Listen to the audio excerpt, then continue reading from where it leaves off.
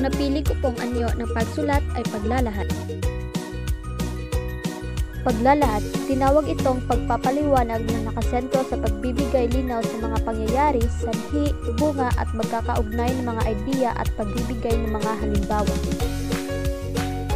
At ito ay halimbawa ng paglalahat. Pagluto ng adobong manok. Mga sangkap: 1 kilo ng manok, sibuyas, bawang, luya, suka, tuyo, paminta powder, asin at bell pepper. Mga hakbang sa pagluto ng adobong manok. Una, hiwain ang manok sa nais at siguraduhin ito ay malinis na at wala ng dugong nakadikit dito. Pangalawa, hiwain ang mga sibuyas, patatas, bawang, luya at bell pepper. Pangatlo, lagyan ng mantika ang lutuan at gisahin ang mga sibuyas, bawang at luya. Pang-apat, ilagay ang manok at lagyan ng pampalasa gaya ng toyo at suka. Pang-lima, haluin ito at takpan muna hanggang sa malambot na ang laman. Pang-anim, lagyan ng tubig at hintayin itong kumulo. At pang-pito, palasahin ito at tikman ang niluto.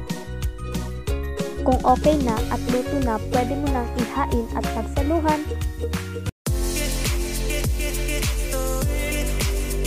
At ito na po ang finished product ng adobong manok.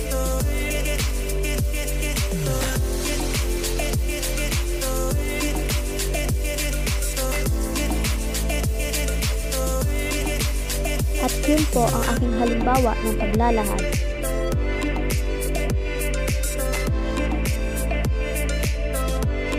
Thank you for watching!